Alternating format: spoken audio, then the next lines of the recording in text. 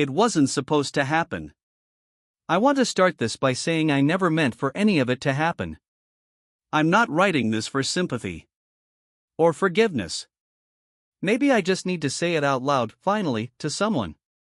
Tyler and I had been together for 4.5 years. We met in college, both starving students sneaking into upperclassmen parties. He was the kind of guy who remembered your mom's birthday even if you didn't. Calm. Grounded. Real. While I was a mess, honestly.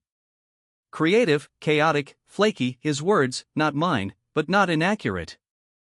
After college, we moved into a small apartment on the west side. We bought a toaster together. A beige couch. Built an IKEA bookshelf at midnight after too many glasses of wine and a fight about which screw went where. We were building a life. Our life. And I loved him. But a year after moving in, I started waking up with this static in my head.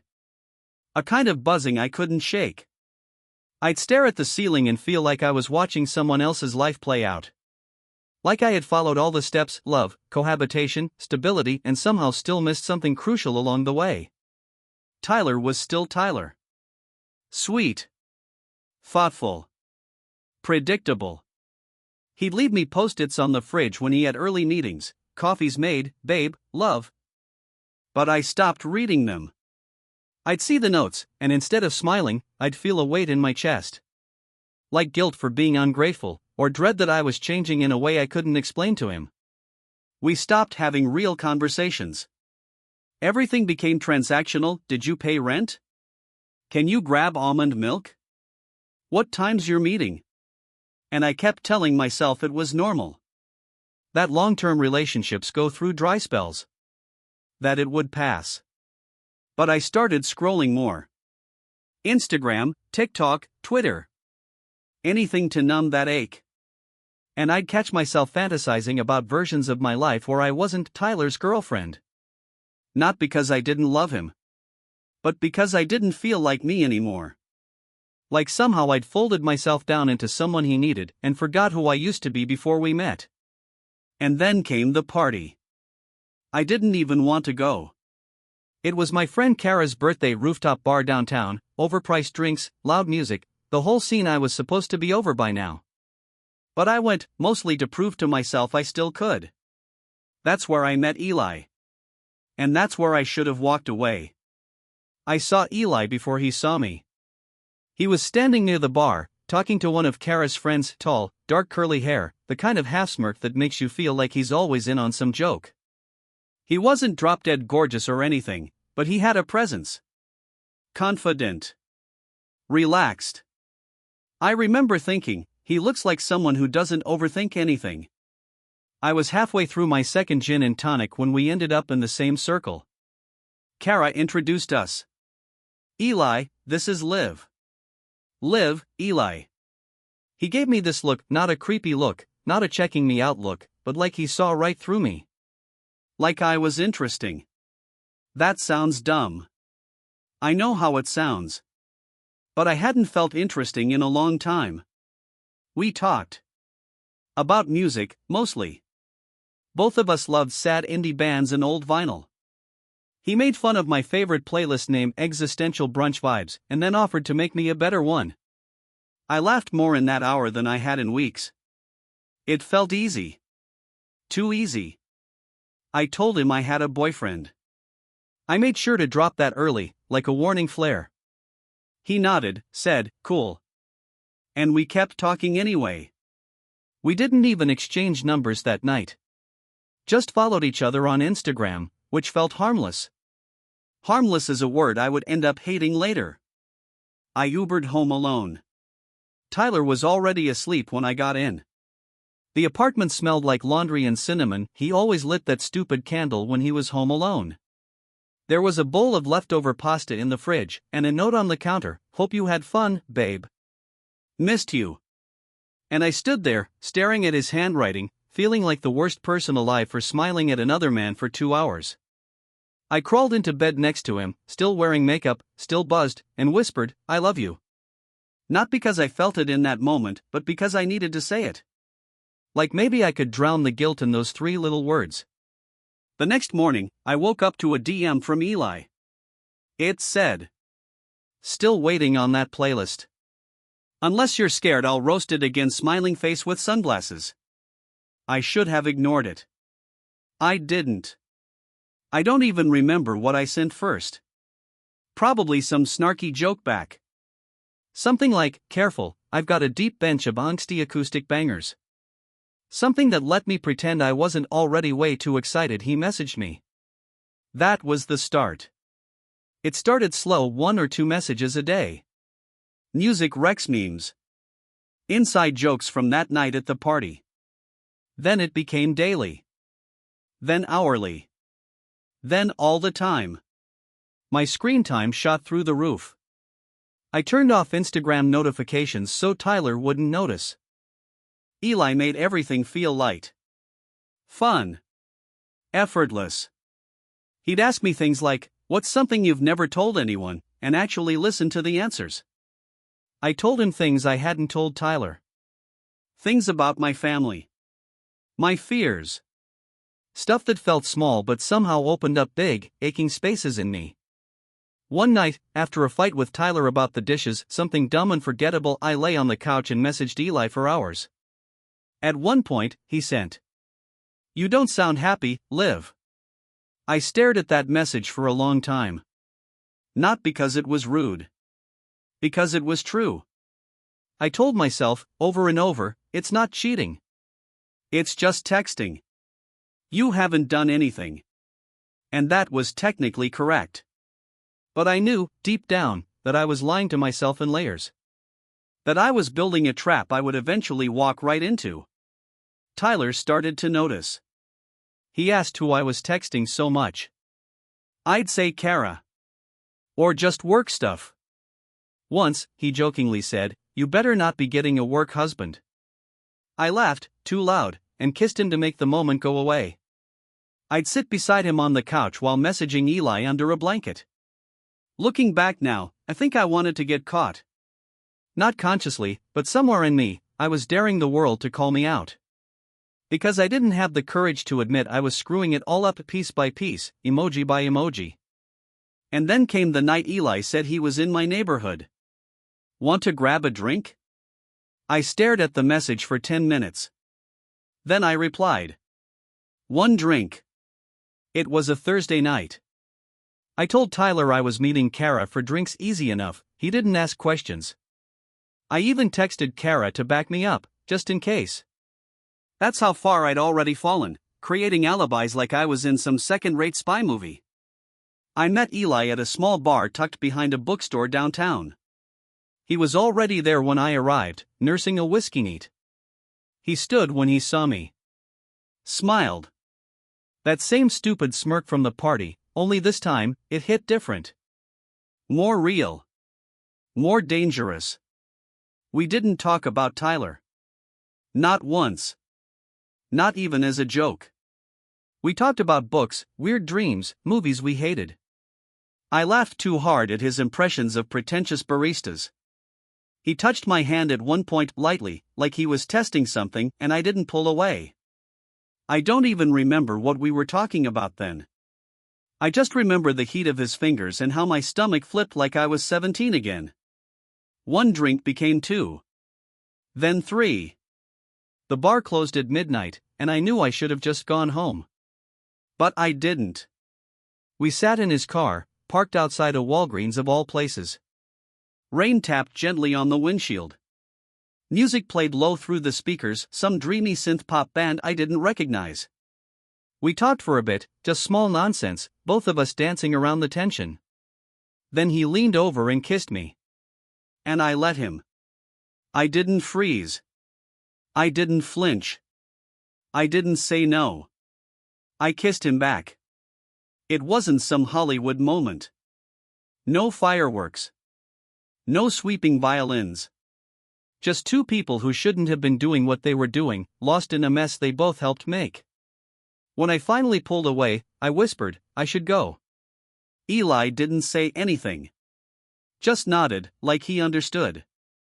I Ubered home in silence, sitting with my face turned toward the window so the driver wouldn't see me crying. Tyler was asleep when I got in. The TV was still on, paused on some documentary about sea turtles. There was a half-eaten bowl of popcorn on the table, and he'd left the porch light on for me. I stood in the shower for nearly an hour. I scrubbed until my skin turned red, until I didn't feel like myself anymore. That night, I lay next to him and didn't sleep a second. He rolled over in the early morning, still half asleep, and pulled me close. Murmured, "Missed you." And I felt something in me snap. Not because I didn't love him, but because I did. And I had no idea what the hell to do now. After that night, I promised myself it was over. I told Eli I couldn't do it again. That I wasn't that kind of person. He just sent back, "You sure?" I didn't answer. But the truth was, I wasn't sure about anything anymore. The days that followed were a blur of self-hate and overcompensation. I started waking up early to make Tyler breakfast. I offered to watch boring documentaries with him. I laughed at jokes I didn't think were funny. I tried to become the girlfriend I used to be. But it all felt like acting. Like I was doing a cover of my old self, just good enough that he wouldn't notice the cracks. He noticed anyway. "Are you okay lately?" he asked one night while we were folding laundry. "You've been off." "I'm just tired," I said, and smiled too wide. "Work's been nuts." That became my go-to excuse: work. Or hormones. Or stress. Anything but the truth, which was that I was unraveling from the inside out. And Eli? He didn't go away. He texted me a few days later like nothing happened. "I found a song that reminded me of you." I listened. I liked it. I hated that I liked it. We started messaging again. Slowly. Cautiously. But the spark came back fast. Too fast. And then we met again. And again. Always with fake stories and backup lies. I became good at lying, scary good. I had notes in my phone tracking what excuses I'd used with Tyler. What times I said I'd be home. Which nights I'd blamed Kara. I hated who I was becoming. But I couldn't stop. I told myself I was in control. That I was just chasing the high, and I'd quit before it got worse. But it was worse. Every time I looked at Tyler folding our towels just the way I like, or humming while he cooked, I felt like I was rotting under my skin. Then one night, after we had dinner with his parents, he held my hand on the drive home and said, "You're my favorite person." And I almost threw up. How do you tell someone you're not their person anymore? Or worse, that maybe you never were, and you just played the part so well you tricked even yourself? Eli started pressing for more. He wanted to get away for a weekend. Said he was catching feelings. I told him that wasn't the deal. He said, maybe we should stop. But neither of us did. And every time I touched Tyler, I felt like I was betraying him twice, once with the lies, and once by pretending I hadn't already left him in pieces. He just didn't know it yet. I always thought if this happened, it'd be some huge dramatic blowout. Screaming. Crying. Accusations flying across the room like glass shattering. But when it finally unraveled, it was quiet. Stupid quiet. It was a Sunday morning. Tyler was making pancakes, blueberry, my favorite, even though I'd barely been eating. I was on the couch, scrolling through my phone, half asleep. I didn't even hear him come into the room. "Hey," he said, casually. "Can I use your iPad? Mine's dead." "Yeah, sure," I said, without looking up. That's how careless I'd gotten.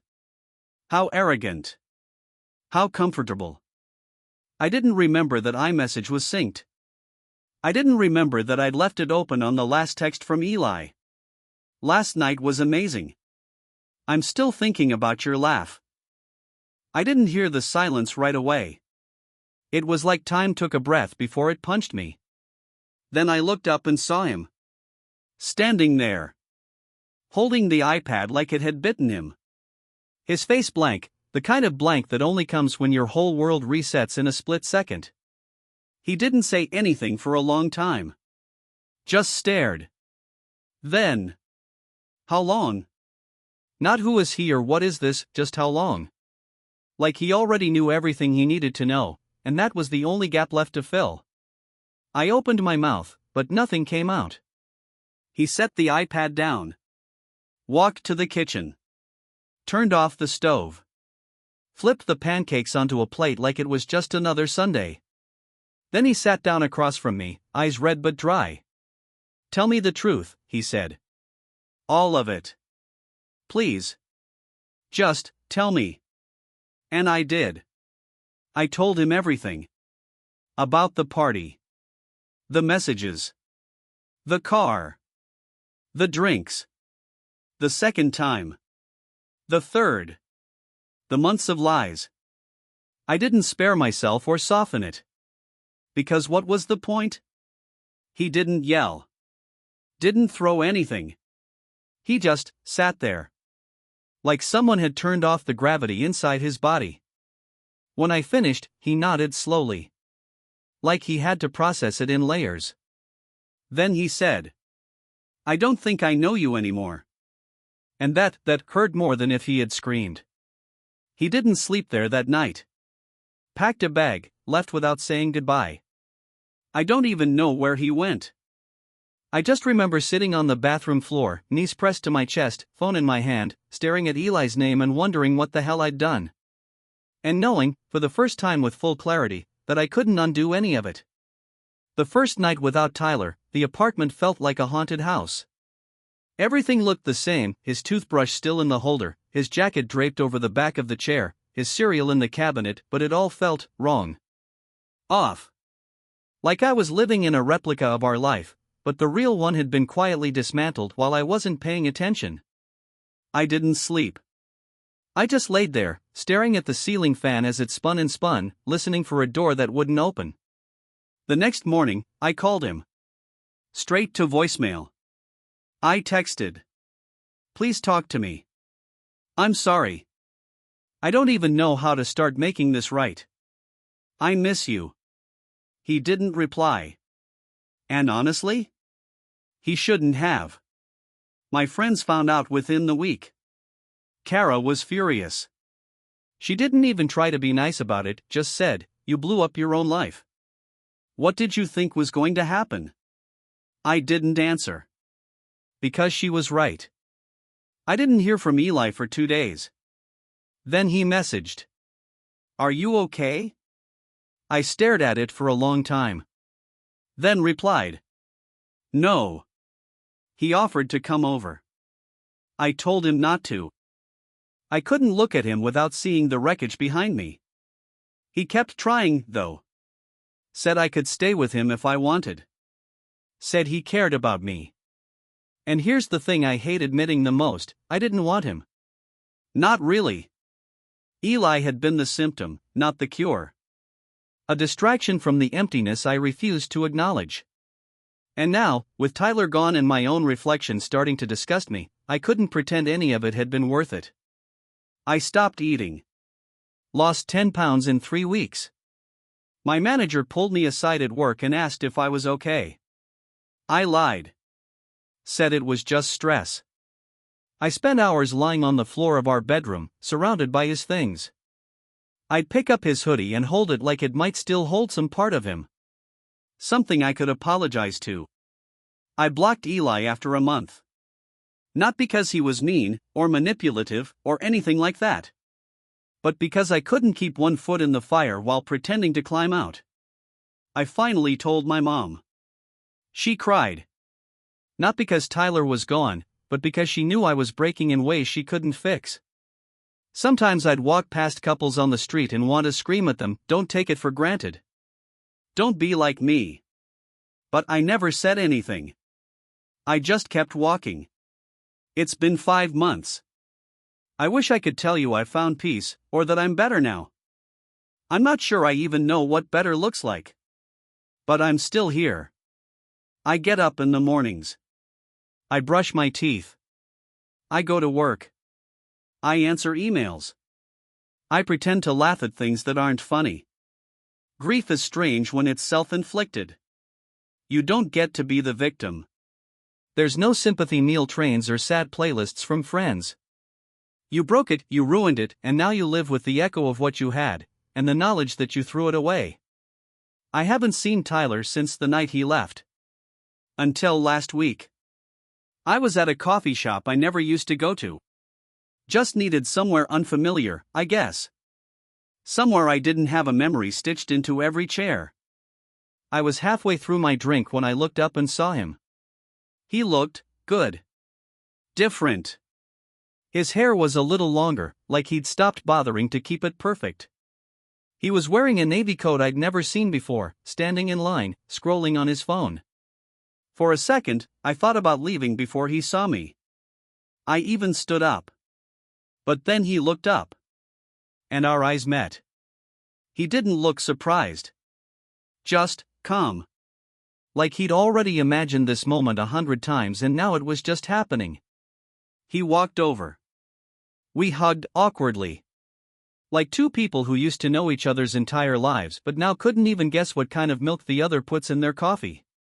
We talked. Not long. Just enough. He said he was doing okay. Living with a friend. Going to therapy. Said he'd started writing music again. That made me smile. He used to write songs all the time before the routine of our life doled him out. I told him I was sorry. Again. And I meant it. Every syllable.